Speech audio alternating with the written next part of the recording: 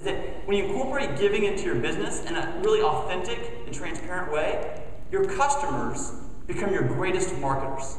It's amazing. And I'll never forget how I first experienced this, and that was 4 months after we started Tom's. I was in the JFK airport, literally rushing to catch a flight.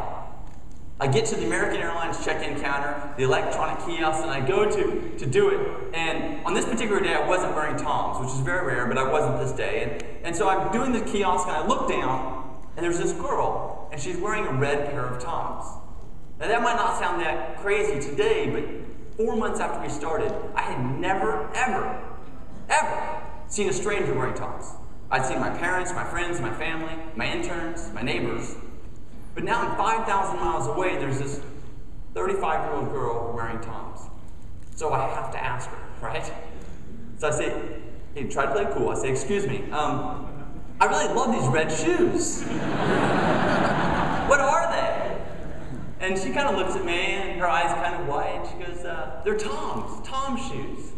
Now, I'm trying to play it cool, right? So I'm doing the check-in. I'm not kidding. She literally grabs my shoulder, pulls me away from the kiosk, and says, no, you don't understand. This is the most amazing company in the world. When I bought this pair of shoes, they gave a pair to a child in Argentina. And there's this guy, he lives in Los Angeles. I think he lives on a boat. And, I mean, she starts telling me my life story, like word for word. More passion than my mom tells it.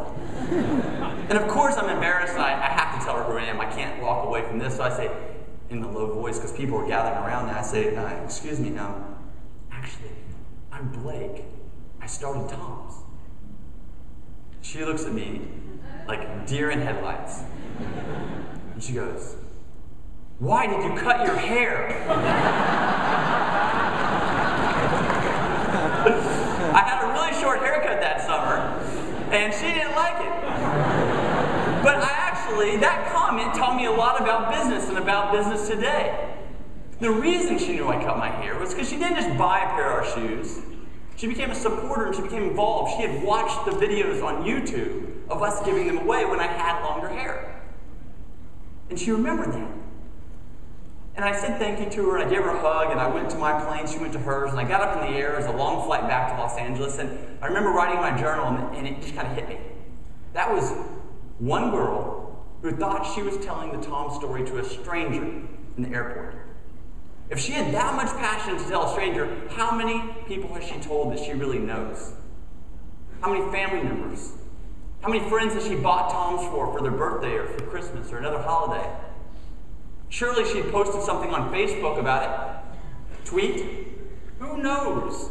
All the social media that she had used to tell the Tom story. So I couldn't help but thinking that this one girl had probably helped tens, if not 100 children get a pair of shoes. And that's when I realized that Tom's did not have to focus on advertising, but on giving. And giving in a way that is sustainable, in a way that we can share the story and our customers could share it with their friends. So when you incorporate giving into your business, your customers become your marketers.